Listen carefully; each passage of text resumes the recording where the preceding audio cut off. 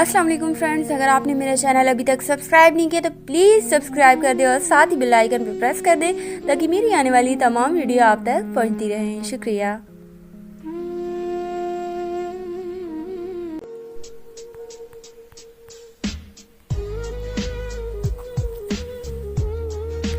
उसने कहा तुम में पहले जैसी बात नहीं।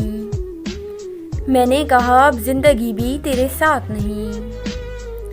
उसने कहा अब भी किसी की आंखों में डूब जाते हो। मैंने कहा अब किसी और की आंखों में वो बात नहीं। उसने पूछा क्यों इतना टूट कर चाहा मुझे। उसने पूछा क्यों इतना टूट कर चाहा मुझे। मैंने कहा इंसान हूँ, मुझ में पत्थरों वाली बात नहीं। उसने पूछा क्या मैं बेवफा हूँ।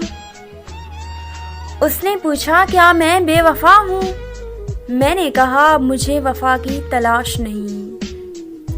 उसने कहा भूल जाओ मुझे। उसने कहा भूल जाओ मुझे। मैंने कहा तुम हकीकत हो, कोई ख्वाब नहीं।